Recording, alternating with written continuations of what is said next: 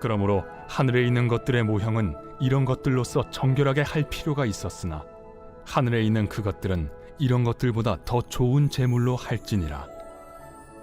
그리스도께서는 참것의 그림자인 손으로 만든 성소에 들어가지 아니하시고 바로 그 하늘에 들어가사 이제 우리를 위하여 하나님 앞에 나타나시고 대제사장이 해마다 다른 것의 피로써 성소에 들어가는 것 같이 자주 자기를 드리려고 아니하실지니 그리하면 그가 세상을 창조한 때부터 자주 고난을 받았어야 할 것이로되 이제 자기를 단번에 제물로 드려 죄를 없이 하시려고 세상 끝에 나타나셨느니라. 한 번 죽는 것은 사람에게 정해진 것이요 그 후에는 심판이 있으리니 이와 같이 그리스도도 많은 사람의 죄를 담당하시려고 단번에 들이신 바 되셨고 구원에 이르게 하기 위하여 죄와 상관없이 자기를 바라는 자들에게 두 번째 나타나시리라.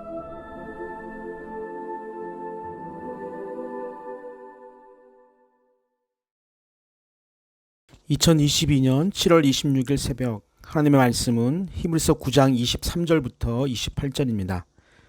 모세율법은 송아지와 염소의 피를 두루마리와 백성들 그리고 장막과 섬기는 일에 쓰이는 모든 그릇에 뿌리는 것으로 정결 예식을 행하게 했습니다. 이것이 하늘에 있는 것들의 모형에 대한 모습입니다.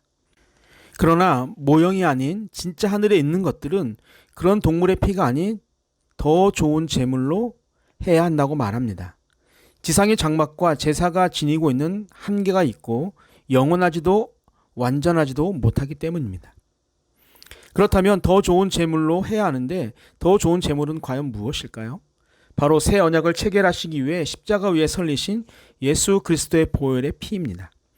완전하신 분의 희생이야말로 더 좋은 제물이 되는 것입니다. 희생이 없는 제물은 일시적이고 한정적일 뿐입니다. 우리가 예수님처럼 완전한 제물이 될 수는 없지만 우리는 예수님을 본받아 살아가야 하는 자녀들이기 때문에 우리는 하나님이 보시기에 온전한 제물이 되기 위해 희생이 뒤따라야 합니다. 말로 하는 희생 제물이 아닌 행동으로 보여주는 제물이 되어야 합니다. 말이 많은 세상입니다. 섬김을 말로 하는 것이 세상에서는 통할 수도 있습니다. 아주 말을 잘하는 사람들은 세상을 속일 수 있기 때문입니다. 그러나 하나님은 그 섬김을 인정하지 않으시죠. 이유는 희생 없는 말의 섬김이기 때문입니다. 지상 장막에서의 제사는 인간의 희생이 없었습니다. 동물의 희생만 있었죠. 그래서 완전하지 못했던 것입니다. 이제 우리의 제사가, 우리의 예배가 완전하기 위해서는 우리의 희생이 반드시 있어야 합니다. 지난 토요일과 주일 여름 성경학교가 있었습니다. 새로 나온 3명의 학생들까지 10명의 아이들이 참석했고 정말 귀하고 즐거운 시간을 보냈습니다. 그런 시간을 아이들에게 선물로 줄 수 있었던 것은 정말 많은 성도님들의 희생이 있었기 때문에 가능했습니다. 프로그램 준비부터 음식 준비 그리고 주일 마지막 정리정돈까지 각자의 자리에서 희생의 섬김이 있었기에 가능했습니다. 그리고 그런 희생이 바탕이 된 성경학교였기 때문에 우리 하나님께서는 주일학교 여름 성경학교를 받아주셨을 것이라 생각합니다.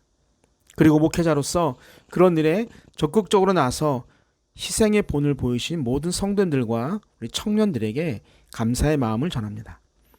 예수 그리스도의 희생으로 우리의 죄가 깨끗하게 이루어진 것처럼 우리의 희생으로 산돌의 공동체가 아름답게 이루어져 가기를 주님의 이름으로 축복합니다. 24절을 보면 그리스도께서는 참것의 그림자인 손으로 만든 성소에 들어가지 아니하시고 바로 그 하늘에 들어가사 이제 우리를 위하여 하나님 앞에 나타나시고 라고 말합니다. 예수님은 참것의 그림자인 손으로 만든 성소에는 들어가지 않으시고 하늘 성소에 들어가십니다. 하나님의 설계도에 따라 지은 성소랄지라도 인간이 만든 성소는 실체가 아니라 완전한 하늘 성소의 그림자일 뿐입니다. 그러나 지상의 성소가 가짜라는 말은 아닙니다. 하늘의 성소를 조금이라도 경험하고 이해할 수 있게 하기 위한 그림자입니다. 빛으로 생긴 어떤 물체의 그림자를 보면서 실제 물건을 상상하는 것과 같습니다. 그 그림자조차 없다면 물건을 상상할 수 없는 것처럼 하늘 성소의 그림자를 보여주신 것은 그래서 우리에게 또 다른 은혜인 것입니다. 하늘 성소에 들어가신 예수 그리스도는 우리를 위하여 하나님 앞에 나타나셨습니다. 먼저는 예수님께서 하나님 앞에 나타나셨다는 것은 예수를 믿는 성도들에게 하나님 앞에 나아갈 수 있는 길을 열어주셨다는 것입니다. 구약의 제사제도 아래에서는 일반 백성들은 성소에 들어갈 수 없었고 제사장도 지성소에는 절대로 들어갈 수가 없었습니다.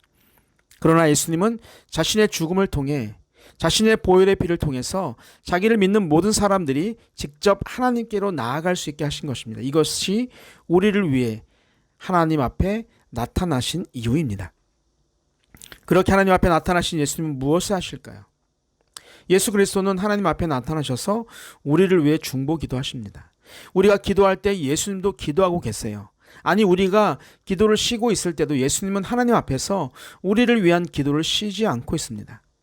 완전한 예수님이 지금도 기도하고 있습니다. 우리도 하나님 앞에 나아가 기도하는 삶을 살아가는 것이 맞습니다. 시간과 공간을 초월해 계신 그분은 우리가 언제 어느 곳에서라도 우리의 기도를 들으실 준비가 되신 분입니다. 25절과 26절입니다.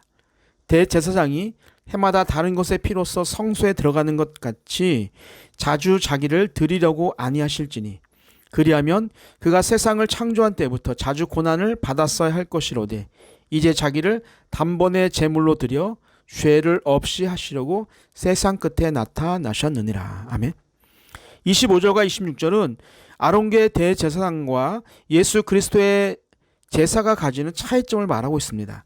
지상에 존재했던 대제사장은 1년에 한 번 먼저 자신의 죄를 속죄하고 자신의 피가 아닌 동물의 피를 가지고 지성소로 들어갔으나 예수 그리스도는 자신을 제물로 드리기 위해서 매번 하늘에 올라가는 것은 아니라는 말입니다. 만약 예수 그리스도가 레위 제사장들의 제사와 같이 반복적으로 자기를 자주 제물로 드려야만 한다면 예수 그리스도는 세상을 창조하신 날부터 엄청나게 많은 고난을 받아야만 했을 것입니다. 여기서 말하는 고난은 십자가에 제물이 되어 죽는 것을 의미하는 것이기 때문에 수없이 계속되는 십자가의 죽음을 당하셔야만 했을 것입니다. 그러나 예수 그리스도는 그림자의 실체였기 때문에 아론계의 제사장들과는 전혀 다른 완전한 대제사장으로 단 한 번 오셔서 자신을 제물로 드림으로 모든 죄를 깨끗하게 해 주셨습니다. 27절과 28절은 많은 사람들의 죄를 담당하기 위한 속죄 제사와 구원의 최종 실현을 위한 두 번째 나타나심에 대해 말하고 있습니다. 27절을 보면 이 세상에 태어난 모든 인간이 한 번 죽는 것은 정해진 것이라고 말합니다. 권력을 가진 자나 부를 가진 자나 지식이 많은 자나 그렇지 못한 자나 죽음은 선택이 아닌 필연적 운명과도 같은 것입니다. 모두 한 번은 죽는 것이죠. 정해진이란 단어는 누군가를 위해 예비된 것을 나타냅니다. 죽음이라는 것은 죄 아래서 태어난 인간에게 예비된 것입니다. 이것이 하나님이 정하신 규칙입니다. 인간을 창조하시고 선악을 알게 하는 나무 열매를 따 먹으면 죽는다는 말씀에 대한 실행입니다. 그리고 그 죽음 이후엔 심판이 있습니다.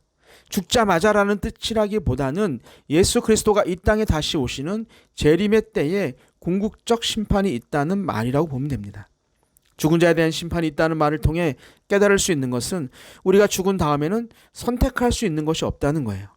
우리가 살아있을 때 예수 그리스도를 선택하느냐 아니면 세상을 선택하느냐에 따라서 죽음 이후의 삶이 결정됩니다. 두 번의 기회는 없습니다. 그래서 이번 생은 틀렸고 다음 생애를 기대한다는 사람들의 말이나 죽은 자를 위해 열심히 기도하면 천국에 갈 수도 있다는 생각은 전적으로 성경의 말씀을 모르는 사람들이 하는 말과 생각인 것이죠. 마지막 28절입니다. 이와 같이 그리스도도 많은 사람의 죄를 담당하시려고 단번에 들이신 바 되셨고 구원에 이르게 하기 위하여 죄와 상관없이 자기를 바라는 자들에게 두 번째 나타나시니라. 아멘. 그리스도의 단번에 드리는 제사와 인간이 한 번 죽는 것을 비교하여 쓴 말씀인데, 사람이 한 번 죽는 것이 하나님의 예정하신 원리에 속한 것처럼 예수 그리스도께서 인간의 죄를 담당하시려고 한 번 죽는 것 역시 하나님의 예정하신 원리 안에서 이루어진 것이라는 말씀입니다. 그리고 마지막 하나님의 예정하심이 있는데, 바로 이제는 죄와 상관없이 예수 그리스도를 바라는 자들의 완전한 구원을 위해 두 번째 나타나시는 것입니다. 바로 예수 그리스도의 재림입니다. 이 날은 믿는 자들에게는 기다려지는 영광의 날이지만 믿지 않는 자들에게는 무서운 심판이 기다리는 두려운 날이기도 합니다. 다 이루신 예수님께서 이제 하나만 남겨두고 계십니다. 그 날은 아무도 몰라요. 그래서 우리의 믿음과 신앙을 단단히 붙잡고 오늘을 살아가야 하는 것입니다. 바라는 자들이란 말은 계속해서 열심히 기다리는 자들이란 말입니다.